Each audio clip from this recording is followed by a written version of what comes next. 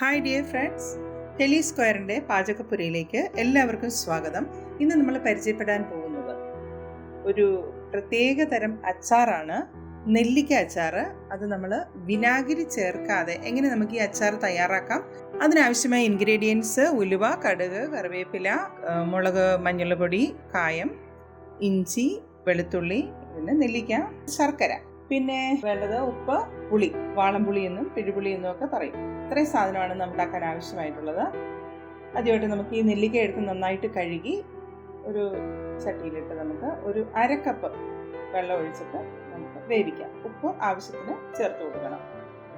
ഉപ്പ് ഓരോരുത്തരുടെ ഇഷ്ടാനുസരണമാണ് ചേർക്കുന്നത്. അച്ചാറാകുമ്പോൾ ഇത്തിരി മുന്നിൽ നിൽക്കണമെന്നാണ് പറയുന്നത്. അതൊന്ന് വേകട്ടെ.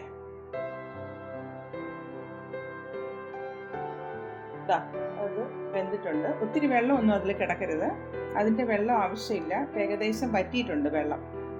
നമുക്കൊന്ന് നോക്കാം നന്നായിട്ട് വെന്തോ എന്നുള്ളത്. കുരു മാറ്റിയെടുക്കണം, അതിന് വേണ്ടിയിട്ടാണ്. നന്നായിട്ട് വെന്തിട്ടുണ്ട്. നമുക്കത് വേറൊരു പാത്രത്തിലേക്ക് മാറ്റിയിട്ട് തണുക്കുമ്പോൾ നമുക്കതിൻ്റെ കുരു മാറ്റിയെടുക്കണം. ഇനി ഒരു ചട്ടി അടുപ്പത്ത് വയ്ക്കുക, എണ്ണ ഒഴിക്കുക. അത് നമുക്ക് ഇഷ്ടമുള്ള എണ്ണ ഒഴിക്കാം. നല്ലെണ്ണയോ വെളിച്ചെണ്ണയോ എന്തായാലും മതി. അതിലേക്ക് നമുക്ക് എണ്ണ ചൂടാകുമ്പോഴേക്കും നമുക്ക് എന്ത് ചെയ്യണം? കടുക്, ഉലുവ ഇതൊക്കെ ഇട്ട് ആദ്യമായിട്ട് ഇട്ട് കൊടുക്കണം. ഉലുവ ആദ്യം ഇടുന്നതാണ് നല്ലത്. ഉലുവ ഒന്ന് പൊട്ടി തുടങ്ങുമ്പോൾ നമുക്ക് കടുക് ഇട്ട് കൊടുക്കാം.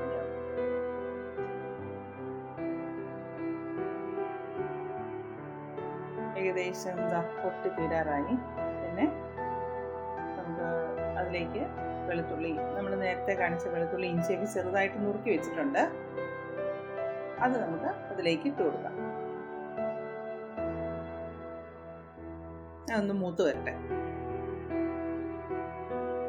അപ്പം നമ്മൾ ഇതിനിടയ്ക്ക് നമ്മുടെ നെല്ലിക്ക കുരുവൊക്കെ കളഞ്ഞു മാറ്റി വെച്ചിട്ടുണ്ട്. ഇനി ഇത് മൂത്ത് വരുമ്പോഴേക്കും ഉണ്ടല്ലോ, നെല്ലിക്ക കുരു കളഞ്ഞെടുക്കുന്നതാണ് നല്ല. അല്ലെങ്കിൽ പിന്നെ നമ്മൾ അച്ചാർ കഴിക്കുമ്പോഴേക്കും പിന്നെ കുരുവൊക്കെ ഇടയ്ക്ക് വരുന്നത് ബുദ്ധിമുട്ടാണ്. അതിനാണ് കുരു കളയുന്നത്.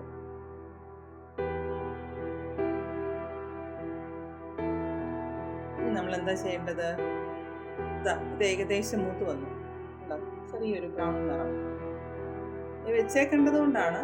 ഇതൊരു ബ്രൗൺ നിറമാകുന്നവരെ പിന്നെ അതിലേക്ക് കറിവേപ്പില ഇട്ട് കൊടുക്കുക. ഓരോരോ സാധനങ്ങളായിട്ട് ഇട്ട് കൊടുക്കണം. പിന്നെ നമ്മളിട്ട് വെച്ചിരിക്കുന്ന പൊടി, മുളക് പൊടി, മഞ്ഞൾപ്പൊടി, അതൊന്നിട്ട് കൊടുക്കുക. പെട്ടെന്ന് ഇളക്കണം. തീ സിമ്മിലായിരിക്കണം, അല്ലെങ്കിൽ ഇത് കരിഞ്ഞു പോകും. ഒന്ന് ഏകദേശം ആയിട്ടുണ്ട്. കരിഞ്ഞു പോകാതെ വളരെ ശ്രദ്ധിക്കണം. അല്ലെങ്കിൽ നമ്മൾ നമ്മുടെ നെല്ലിക്ക ഇട്ട് കൊടുക്കുന്നു.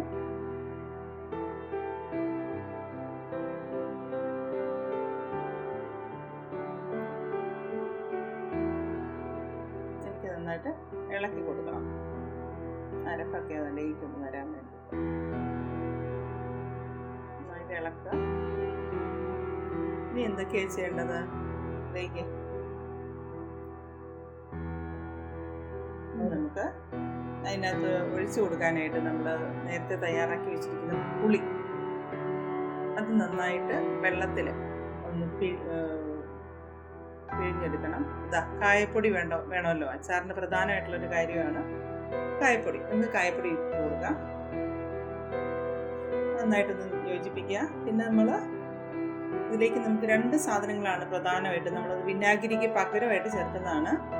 വിനാഗിരി പലരും പറയുന്നത് അച്ചാർ കഴിക്കരുതെന്ന് പറയുന്നത് അതുകൊണ്ടാണ്. നമ്മളിതാ പുളിയുടെ വെള്ളമാണ് ഒഴിച്ചു കൊടുക്കുന്നത്. പുളി നന്നായിട്ട് വെള്ളത്തിലൊന്ന് ഞെരടി പിഴിഞ്ഞെടുത്തിട്ട് ആ വെള്ളമാണ് ഇത്. പുളി വെള്ളം ഒഴിച്ചു കൊടുത്തു. ഇനി ഒരു സാധനം കൂടെ ഉണ്ട്, അതായത് ശർക്കര. നമ്മൾ ഇൻഗ്രീഡിയൻസിൽ കാണിച്ചിരുന്നു. ശർക്കരയും നന്നായിട്ട് ഉരുക്കി വെച്ചിരുന്ന ശർക്കരയാണ്. അതുകൊണ്ട് വെള്ളത്തിൽ നന്നായിട്ട് കലക്കി വേണം ഒഴിക്കാനായിട്ട്. ശർക്കര അരിച്ചെടുത്ത ശർക്കരയാണ്. അതൊന്ന് പിന്നെ ഉപ്പൊക്കെ നോക്കിയിട്ട് ആവശ്യത്തിന് വേണമെങ്കിൽ വീണ്ടും ചേർക്കുക. നമ്മൾ നെല്ലിക്കായ്ക്ക് നമ്മൾ ഉപ്പിട്ട് കൊടുത്തിരുന്നു ആവശ്യത്തിന്. കുറച്ച് വേണ്ടവർ ആ രീതിയിൽ എടുക്കുക, കൂടുതൽ വേണ്ടവർ അങ്ങനെ എടുക്കുക. അപ്പം നമ്മുടെ നെല്ലിക്ക അച്ചാർ തയ്യാറായിട്ടുണ്ട്. തിളച്ച്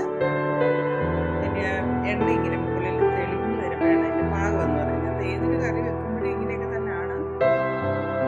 അപ്പം അതിൻ്റെ പാകം ഏകദേശമായി വരുന്നുണ്ട്. അപ്പം ഈ അച്ചാർ നമുക്ക് ആർക്ക് വേണമെങ്കിലും കഴിക്കാം.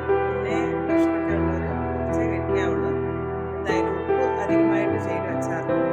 പിന്നെ വിനാഗിരി ചേർത്ത സാധനങ്ങൾ പലർക്കും കഴിക്കരുതെന്ന് പറയുന്ന ചിലരുണ്ട്.